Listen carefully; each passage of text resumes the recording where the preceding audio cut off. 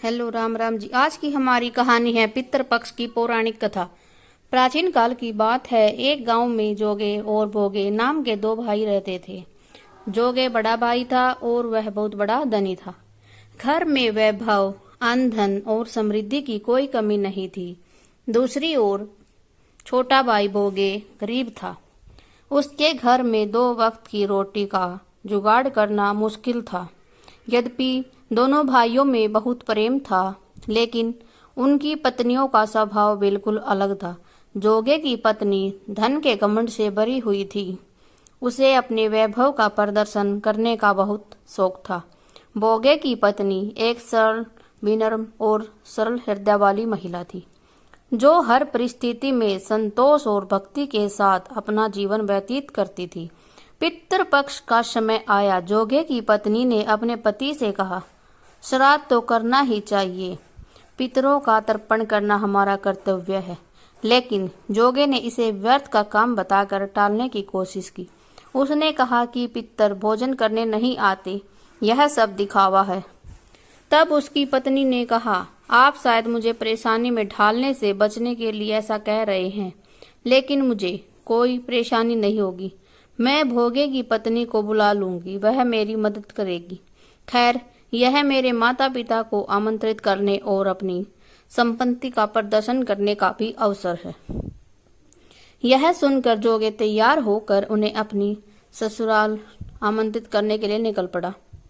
अगले दिन सुबह भोगे की पत्नी श्राद्ध कर्म करने जोगे के घर आई। उसने भक्ति भाव से रसोई का कार्यभार संभाला, अनेक प्रकार के व्यंजन बनाए, घर की साज सज्जा की और सारा काम निपटाकर अपने घर लौट कर आई, क्योंकि उसे भी अपने घर पर अपने पितरों का तर्पण करना था, परंतु उसके पास साधन नहीं थे। उसने भक्ति भाव से केवल अर्थात अग्नि की राख अर्पित की और पितरों से क्षमा याचना की। उस दिन पितरलोक से सभी पितर पृथ्वी पर आए। सबसे पहले जोगे भोगे के पितर जोगे के घर पहुंचे, परंतु वहां उन्होंने देखा कि जोगे की पत्नी ने अपने मायके वालों के लिए भोज का आयोजन किया था। उसके रिश्तेदार भोजन का आनंद ले रहे थे। पितरों के लिए कोई स्थान नहीं था।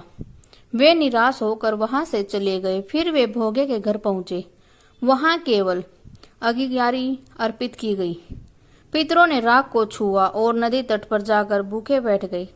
थोड़ी देर बाद सभी पितर आपस में मिले और अपने वंशजों के श्राद्ध की चर्चा करने लगे।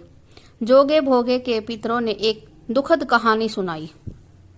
वे सोचने लगे, अगर भोगे के पास साधन होते तो वो हमें जरूर खिलाता, लेकिन उसके पास तो अपने बच्चों के लिए भी खाना नहीं है।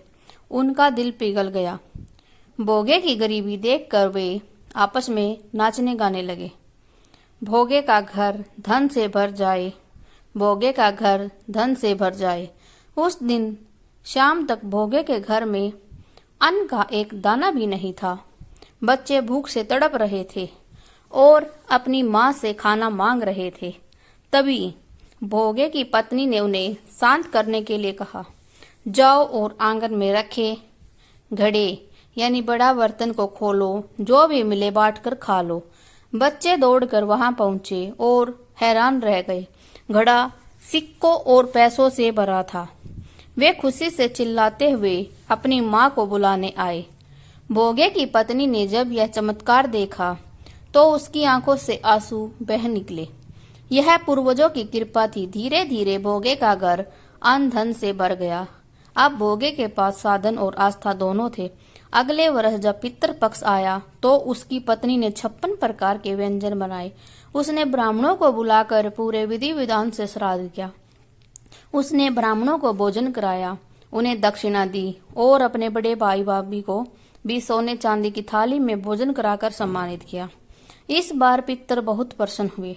उन्होंने भोगे को आशीर्वाद दिया कि उसके वंश में कोई कमी न रहे, हमेशा सुख समृद्धि बनी रहे।